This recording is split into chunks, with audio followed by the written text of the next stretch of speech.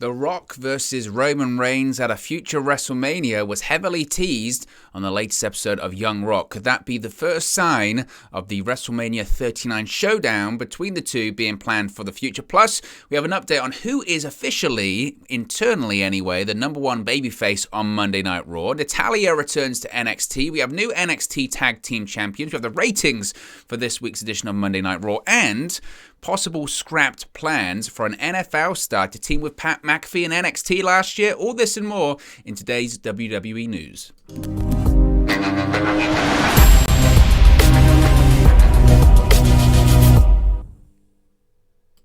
Hey guys, hope everyone is doing very well. Welcome back to Wrestle News 365. There is plenty to get into in the world of WWE today. We have a jam-packed show, so let's get straight into the news stories in the world of WWE. Start off talking about WrestleMania 39. I know, WrestleMania 38's gone, and we're already talking about WrestleMania 39. Wow, because the big rumored main event did get teased, kind of, on NBC last night. Now, the dream bout between current undisputed WWE Universal Champion Roman Reigns and WWE icon The Rock was teased on Tuesday night's episode of Young Rock on NBC. Now, the episode was once again set in 1996 as a young Dwayne Johnson begins training under his father, WWE Hall of Famer Rocky Johnson. And at one point, Johnson is seen watching the 1996 Royal Rumble alongside his parents, grandmother, the Iron Sheik, and the Wild Samoans. This is followed by a young child jumping into the lap of Afa and Sika just as WWE Hall of Famer Yokozuna hit a Samoan drop on TV. The child then tries to get somebody in his family to hit him with a Samoan drop, but that doesn't get the desired response. The young tribal chief then points to the camera and yells, "Acknowledge me." Now, Johnson, who is narrating the story from the year 2032, that's the premise of this show, then points out that the kid's name is Joe Anoa'i, and an infographic, which can be seen on the show, then pops on the screen listing out all of Reigns' accomplishments in WWE. Thereafter, a young Reigns tries to put The Rock in a headlock saying, "Come on, Dewey, let's wrestle." In response, Johnson responds, quote, "No, the world is not ready. A match that big can only happen at WrestleMania." Now, the potential Rock versus Reigns bout was also teased on the WWE Evil episode based on the Tribal Chief earlier this week. As noted previously, The Rock versus Roman Reigns is the current working idea to main event next year's WrestleMania 39 in Los Angeles, according to Dave Meltzer of the Wrestling Observer. Now, to be honest, Dave Meltzer doesn't need to say that that's the working plan, because I think anyone with eyeballs, a brain, or just watching television who has been watching WWE for long enough knows that that's what WWE wants. WWE desperately wants to do Roman Reigns versus The Rock. They've wanted to do that for a really long time. That's why, since Roman Reigns came back, I say back, but after returned from his hiatus during the pandemic in 2020, in August of 2020 at SummerSlam, the idea has been, let's get this guy over. Not that he wasn't already, but let's get him over as a heel, because eventually he's going to be facing off with The Rock. And that's what they're going to do. That's their hope. Now, whether or not it will actually happen is another question, of course. We've spoken about this before. WWE has wanted The Rock for every WrestleMania since his last match at WrestleMania, his last proper match anyway, at WrestleMania 29 against John Cena. They wanted him for WrestleMania 30, which will be 10 years ago, right? They wanted him for WrestleMania 30, 31, 32, 33, 34, 35. Probably not 36 because it was the pandemic. Probably not 37, but they definitely wanted him for this year's one. Couldn't happen. And they definitely want him for next year's one. The working plan, in my opinion, again, this isn't a Dave Meltzer thing. This is just an opinion from myself. But I don't think Roman Reigns is going to drop the Universal Championship. Whether or not he'll drop one of the bouts, the WWE Championship, I think is a very realistic possibility, but he is not going to drop the Universal Championship until the very least WrestleMania 39 next year, because they want to have The Rock face off against Roman Reigns in the main event of Night 2 of WrestleMania 39 for the Universal Championship, or possibly the Undisputed Universal Championship. We don't know what's going to happen. And Roman Reigns, he's going to win that match as well, because The Rock isn't going to become the Undisputed Universal Champion. That's just not going to happen. So Reigns is going to remain undefeated. He's going to remain champion until WrestleMania next year, and he's going to win then, and possibly after that, he'll drop the title at maybe SummerSlam or something like that. That's what I think. Or maybe he'll hold it till WrestleMania 40. Maybe we're looking at something completely, I don't want to say unprecedented, because of course it has happened in the past. Bruno Sammartino, Hulk Hogan, people, Bob Backlund, people that were champion for 3 or 4 years or even longer, like Bruno. But certainly in this modern era, something that's completely unprecedented. That's what they're doing with Roman Reigns right now, and I don't think you can argue. The only argument is, can they pull it off? Can they sustain it? As of right now, I don't think anyone, when Roman Reigns won the Universal Championship in August of 2020, or was it early September at that point? I don't know. I can't remember. But I don't think anyone would have thought that he would have held the championship until April of 2022, because they would have said, how can you sustain that? How is that even possible? They've proved it is. They've got a plan, and they're going for it. And, the Young Rock was filmed a long time ago. So, again, I think that's the working plan. I do feel like it's going to happen. The reason why I think it's going to happen is because this has been planned so far in advance, which doesn't happen with WWE, but with The Rock you have to because of the schedule. The only thing that could throw a wrench into the plans is just if certain projects that The Rock's working on now or in the future get delayed or pushed back, which is a very real possibility, right? He's Black Adam in the DCEU. His film's coming out, I'm not sure when it is, but it's been pushed back 1,000,000 times. It might get pushed back to April next year. What happens then? That's a problem. What happens if he has to do reshoots? That's a problem. What happens if another project comes up? That's a problem. He's doing the XFL. That's going to be an issue as well. So there's lots of moving parts involved in this one, but the fact that it was teased during an NBC show, whether or not you like the show is another question, but the fact that it was teased during the show on NBC, it's a big deal. So that certainly is their aim, is to get to that match. Let's talk about babyfaces on Monday Night Raw. This is a story that to me is kind of weird. Now, Cody Rhodes, despite his presentation on Raw in the last couple of weeks since his return at WrestleMania, is currently listed internally as the number 2 babyface on the Raw brand, according to PW Insider. It was noted last month how Bobby Lashley was listed as the top Raw babyface superstar, and that is still the case. AJ Styles is reportedly listed as the number 3 babyface. Now, on the heel side of things, Seth Rollins is listed as the number 1 heel for the Red brand, followed by Kevin Owens, WWE Hall of Famer Edge, and Damian Priest.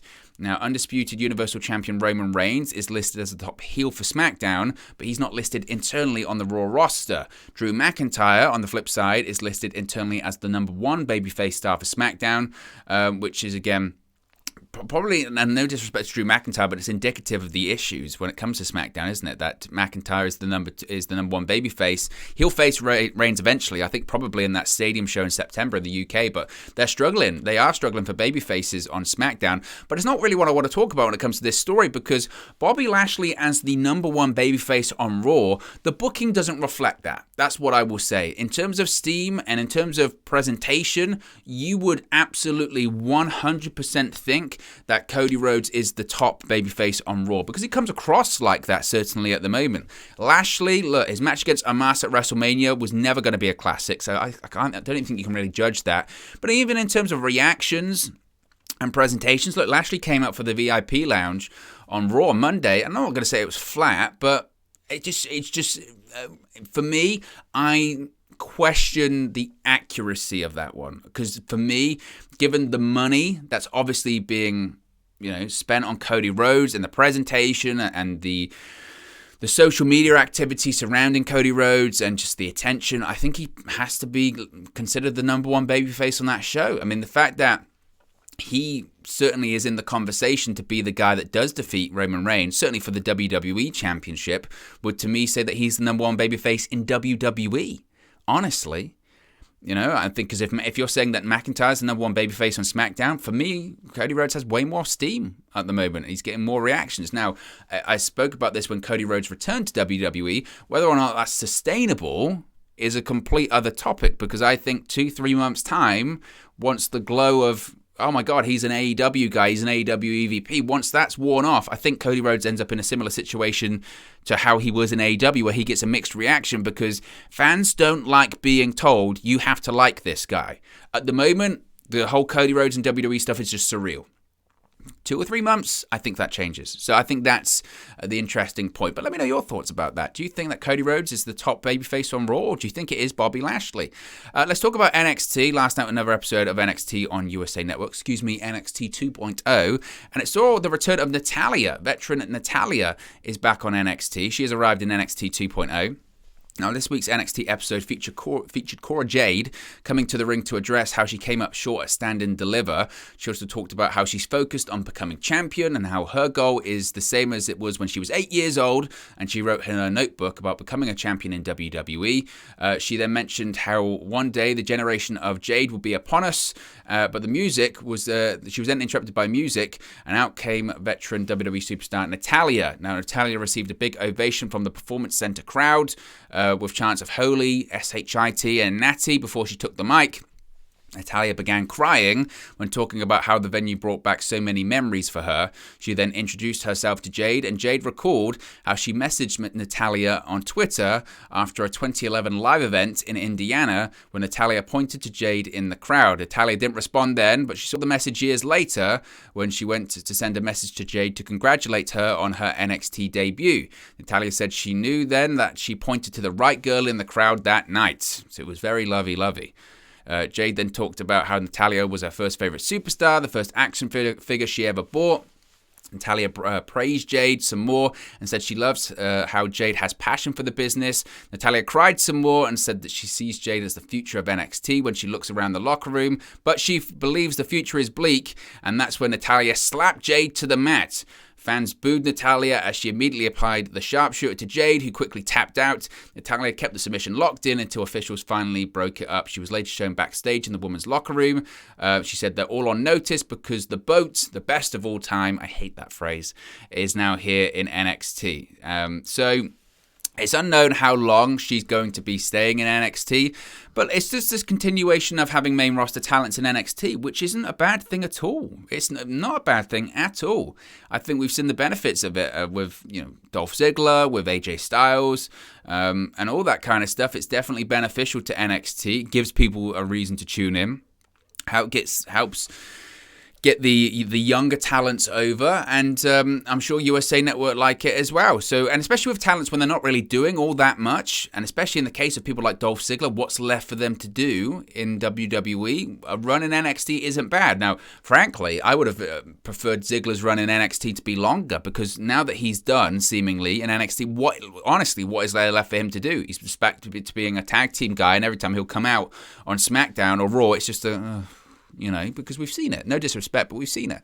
So I like this. And I do think the NXT Women's Division does need a bit of work, honestly. Obviously, they've just lost Raquel Rodriguez, whatever you want to call her, to the main roster. So they need to get that next big NXT female superstar ready, because frankly, the biggest NXT female superstar is Mandy Rose, and she's been in WWE for years at this point. So I'm interested to see what happens with that one. We have a new NXT Tag Team Champions after MSK, of course, were forced to vacate the championship, and that is Pretty Deadly. Last night's NXT 2.0 show saw Pretty Deadly win a 5-team gauntlet to capture the vacant titles. The other teams in the match were Grayson Waller and Sanga, Raul Mendoza and Joaquin Wilde of Legado del Fantasma, Josh Briggs and Brooks Jensen, and the Creed brothers. This is the first title reign for Pretty Deadly on the main NXT brand. Of course, the titles were declared vacant last Friday after MSK's Nash Carter was quietly released by the company due to allegations of abuse from his wife, Kimberly.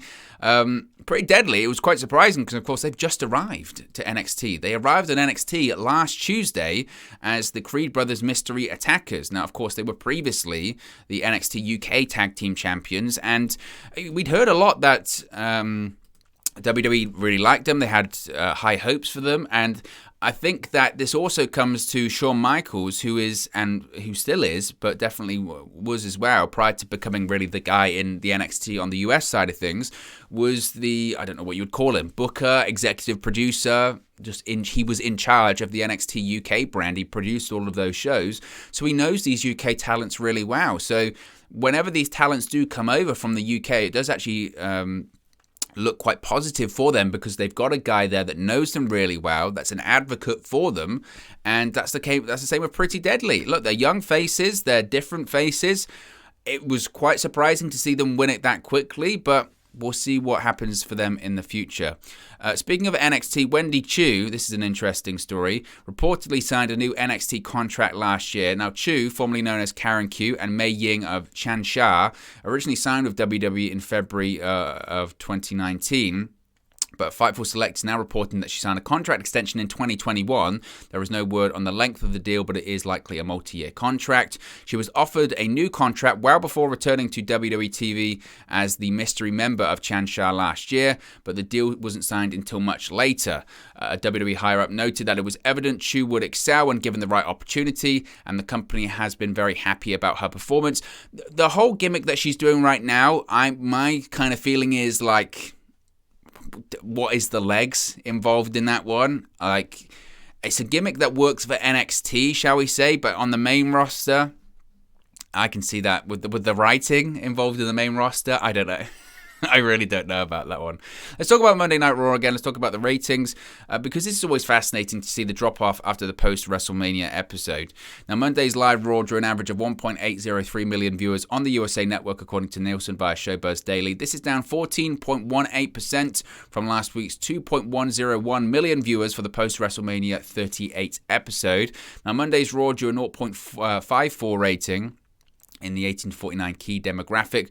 Raw ranked number one for the night, though, on cable, with that rating in the 18 to 49 demo. It ranked number 10 for the night in terms of viewership on cable as well. Now, this week's edition of Monday Night Raw drew the 5th best audience of the year so far and the 3rd best key demo rating of the year so far. So again, they'll be relatively happy from that. Now, Monday Night Raw viewership was down 11% from the same week in 2021, while the key demo rating was down 20.6% from the same week in 2021. However, last year's episode was the post-WrestleMania 38 show, so they're kind of like a week behind where they were last year. With all this kind of stuff, look, I always think of it as,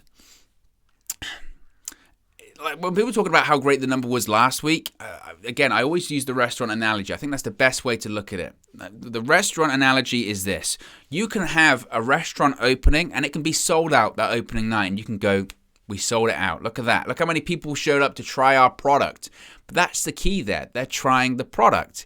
And it doesn't matter how many people are there the opening night. What really matters is who's there the next night or the next week. Because if all of these people go to the restaurant on the opening night and sample the food and they go, this food sucks, they ain't coming back. And there's always going to be a drop-off. There's always going to be a drop-off from the post-WrestleMania 38 episode. That's always going to happen, obviously. But I think that people would have tuned in next week. And honestly, I think last week rather, and I think they would have probably looked at it and gone, Raw's the same. Raw's the same as it's always been. I'll come back next year. And that's ultimately what happened. I think that's what happens every time after WrestleMania. People are excited. What's going to happen? What's Raw going to be like? They watch it and they go, I'll come back next year. And it's probably the same this year, honestly. A couple other stories to get into. Last year, there were plans for Pat McAfee to team up with Aaron Rodgers. This is wild. McAfee, of course, made his NXT in-ring debut at TakeOver 30 in August, losing to Adam Cole. He then teamed with Pete Dunne, Oney Lorcan, and Danny Burch for a loss to Cole and the Undisputed Era at TakeOver War Games in early December 2020. Now, while he came up short in both matches, McAfee impressed fans and officials with his in-ring work and work on the mic. Besides a brief pre-recorded NXT video appearance in February of 2021, McAfee was away from WWE until he moved to SmackDown to be the color commentator with Michael Cole in April of last year.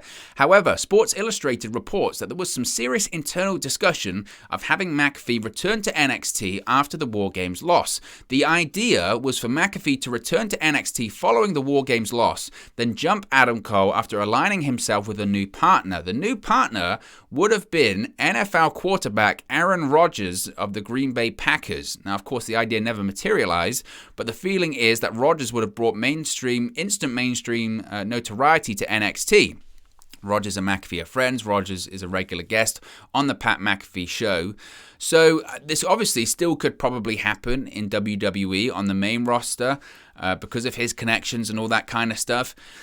You know, it would have been massive. Like if it had happened, it would have been huge for NXT. My kind of feeling is, though, and it's no disrespect to those in NXT or those who were there at the time or anything like that, but for me, this idea is maybe a bit too big for NXT. I would have been really, really shocked if WWE would have been willing to have someone of the exposure of Aaron Rodgers come in and work the NXT brand. They'd have, like, Fox would have said, why on earth are we not having that on SmackDown, right? And USA, at the very least, would say, look, we're happy to have it on our network, but it should be on Raw because more people are going to watch.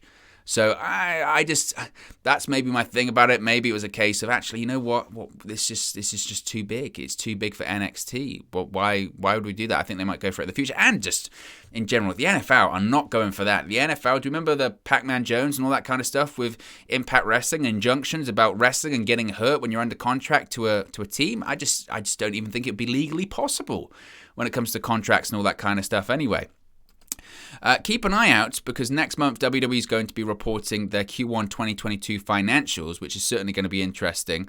WWE confirmed yesterday that company executives will host a conference call with investors at 5 p.m. Eastern Time that day on May 5th to discuss the Q1 financials. They're going to have the usual suspects on that call: Vince McMahon, Nick Khan, Stephanie McMahon, Frank A. Riddick also on there as well. So keep an eye out for that one. Put that one in your calendar. It's always interesting because they get asked. Not necessarily, I mean, the stats are interesting if you're into all that kind of stuff. They'll do very well. They've been doing very well. They always do very well on those calls. But it's really the questions when they get answered. If they get asked maybe about AEW or Cody Rhodes or something like that, that's the real interesting stuff on that.